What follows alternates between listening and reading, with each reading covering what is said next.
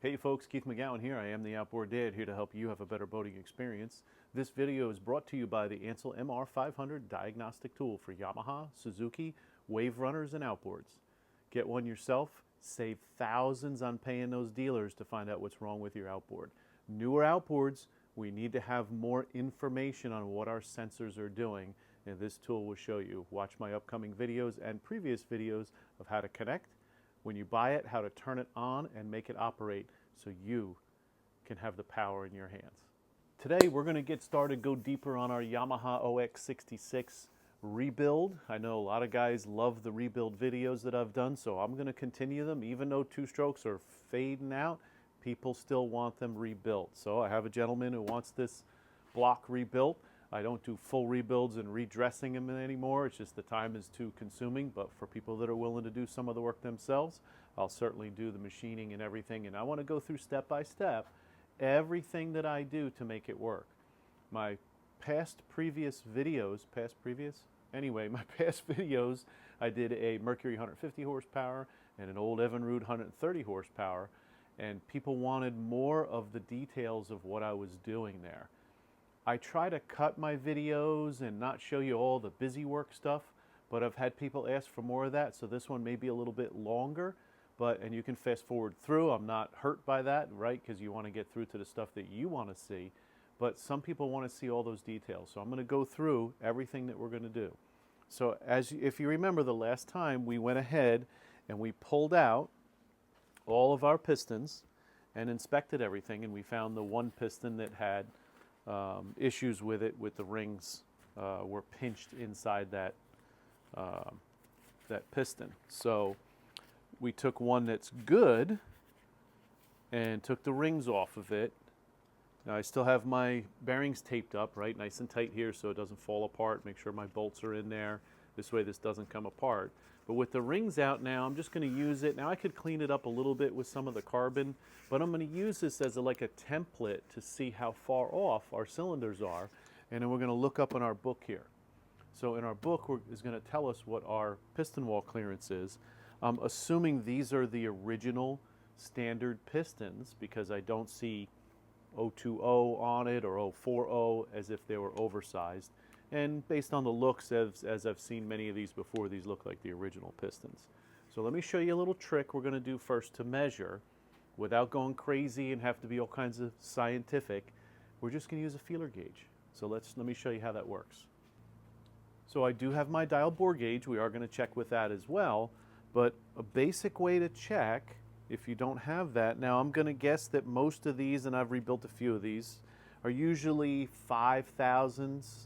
Is 4.5, 5/1000 is piston wall clearance is what they look for when it's new and when you do rebuilds.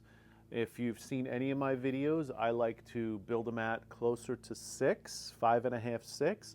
I want more longevity, number one. Number two, I want to have a little more expansion on break-in and have these motors last a little longer. Maybe they won't be maybe you'll lose 1 or 2 miles per hour if you build it that way. It's not as tight, so to speak. Same thing with ring gaps. I go by what the book says on the ring gaps because that's the way the manufacturer set this up originally. So they know best. It's always the creator who knows more and who you should seek. So if you've seen any of my other videos, I always have this sign, or try to most times have this sign in the background, seek ye first the creator, right? Anyway, so what we're going to do here is I'm going to go ahead and take my feeler gauge and I'm going to look for that. Let's just start with, let's say, 4/1000s. So I'm going to take my 4/1000s here. And what I'm going to do is I'm going to go ahead and put the 4/1000s on the edge of that cylinder wall, and then I'm going to slide the piston in next to it like this. And let's see what that difference is. Now, is it an accurate measurement to 100% accuracy? No, but it gives us a good idea where we're at. So let me show you.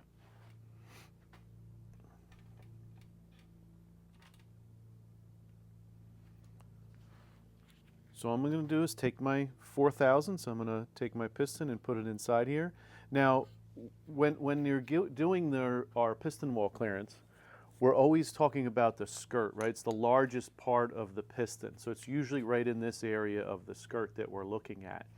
And because up here is smaller diameter because it's going to expand the most when this starts running, right? When we start firing off fuel in here and getting this is the hottest part of the piston. So this is going to expand into that size. So we're always looking, it's not just at the beginning where we put this in, but it's going to be when we reach that skirt, right? So let's see. And that's pretty tight fit right there, right? I can even leave it, it's not going to drop in the rest of the way. So I can see each one of these with that 4/1000. See, that one's a little bit looser. So I'll know a little more when I measure this with the dial bore gauge, but see, this one's tight here, and this one's a little looser. Now this is the one that has damage, so let's see what this does. Right, so this is very loose, and then we'll check the other side as well. So we know we're close, so let me go ahead and bring this up now to 5/1000.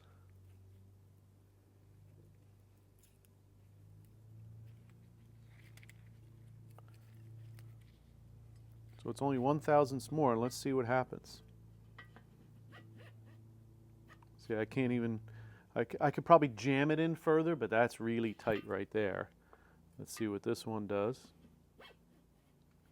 Right, so that's, yep, this goes a little bit further, so we're probably like 4.5, probably at 4 on this one, 4.5 on this one. And let's see the damaged one. So not too bad, it's definitely looser.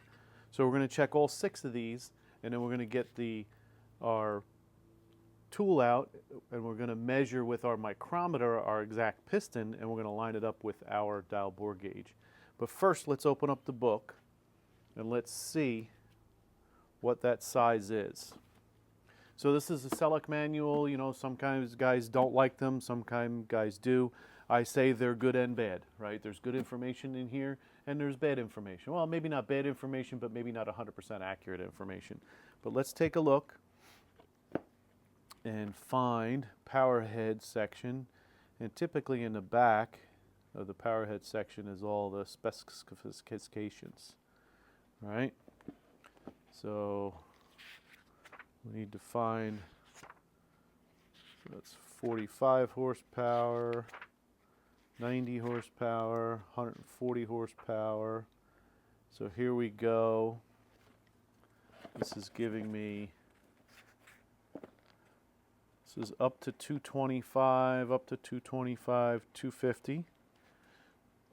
So it's not giving me a year here, but it's 200, 225, 250 V6 engines, cylinder bore. And our years are down here. So this is 1994 and later. So we want newer because we have a 1998. So this is 91, 92.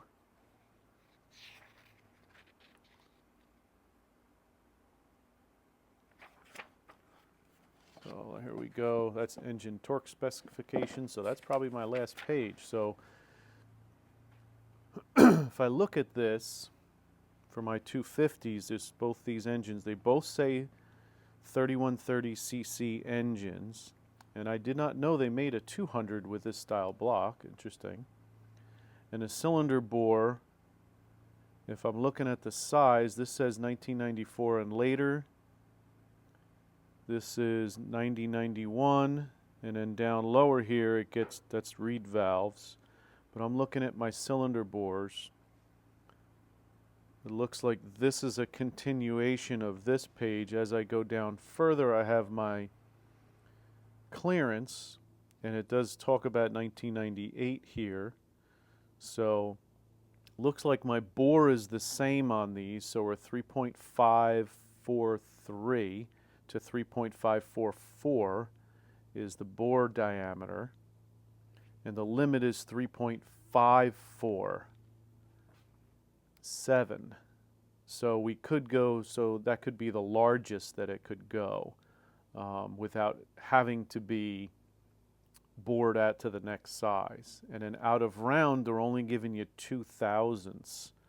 clearance and taper of 3/1000. And I'm going to show you the difference of measuring with my dial bore gauge, the difference of what out of round means, right? Because I could be smaller here and larger here by a hair, by a couple thousandths.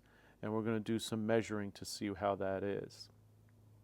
Now it does say here crankshaft, and it does say my piston standard size, okay, and it goes to 99. So here's 1998 to 03, so that's ours, and it says measuring point above the bottom of the skirt, right? So that's what we were talking about.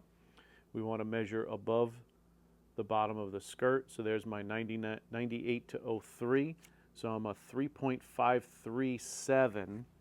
So I could figure that out, right? I can take my pen here and I can say, okay, if my bore size is 3.543, and my standard piston size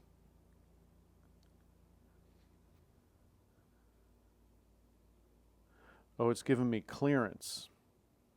So yes, this is the standard clearance. So they want 0.6 to 63 thousandths on this motor. Usually it's 4.5, 5 thousandths. So we'll measure exactly what's here and then how far we can go.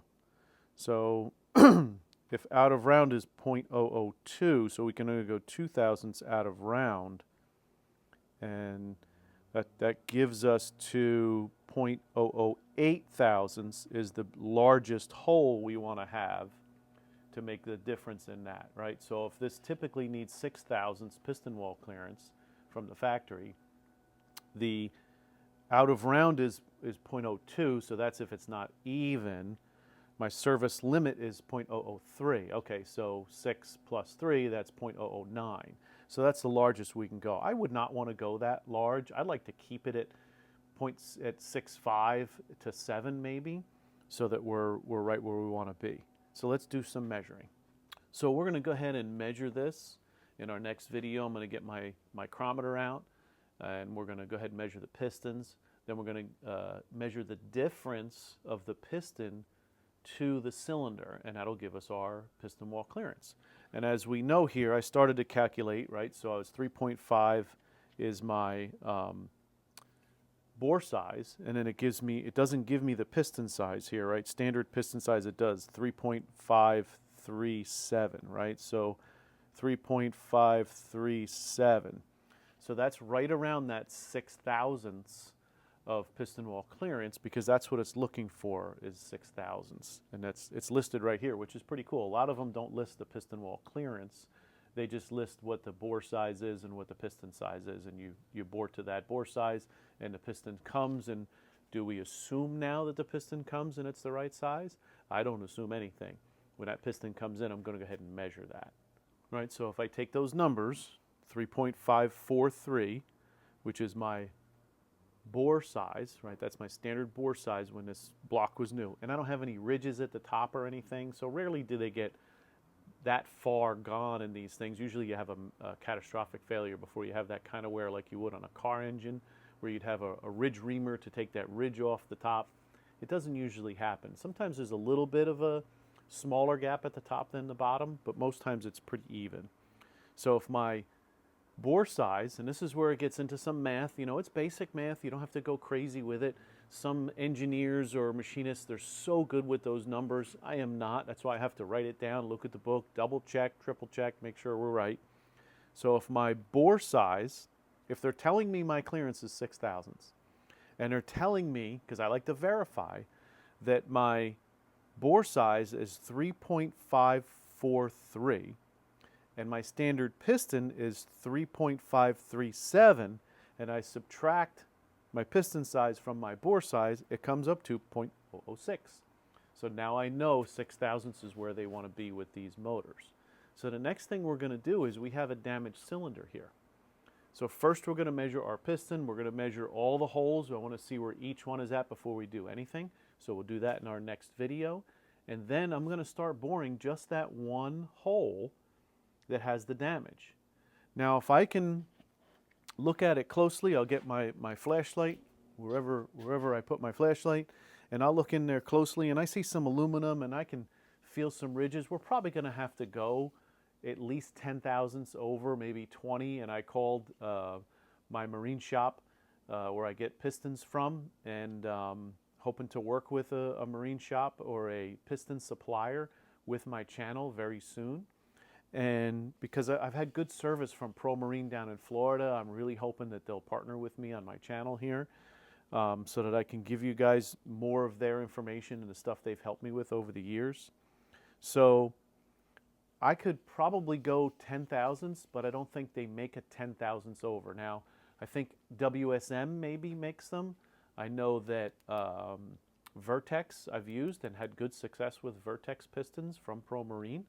I have not had good success with WSM. I've only used it a handful of times, and it could have been other failures that they were related to. But after reviews and other machine shops that I've worked with who say, you know, it's kind of a shot. I don't want to have a shot. I want to have good pistons. So that's about it. We'll get into the next video. We'll get into measuring, because I want to go step by step measuring these things to make sure that everything is where it needs to be. And when we get the measurements down pat, then we'll have a better idea before we order parts. Now, we already cleaned up the surfaces. We already inspected the water jackets. We know there's some certain corrosion. We'll get into those details, and you'll be able to see it closer as we do more boring, that there's a thin part of the water jacket that's left. Still enough for me to rebuild. I would love to get your guys' opinion as I'm going through this, because there's some guys out there that have been doing this longer than I have, who know more than I do. And we're just going to clean this up, and once we get our measurements down, then we're going to bore that one cylinder out to see what it takes, how much we have to remove. And I did check with the suppliers. I'm going to check with some different suppliers tonight. Maybe I can get a 10 over piston instead of a 20, because then it can be rebuilt again. I kind of doubt it's going to happen, because the corrosion, it's going to continue to get worse in these blocks. So please like, subscribe, send me any comments that you have. Don't forget my used outboard motor buying guides for sale on Amazon right now for $20. And if you send me proof of purchase to keith@outboarddad.com, I'm still offering a free half-hour session over the phone if you need some help with an outboard you're working on, or with a used outboard or a new boat with a used outboard on it that you're looking to purchase. Remember, this is just a grab and go. It's not a great detail about any specific motor, but it does give you a list of tools and the top tests that you need to do that can save you thousands if you miss out. Don't be another one of those people who says, I wish I would have had this before I bought this boat. I hear them all the time. So pick it up. It's $20, and let's talk. Have a great day.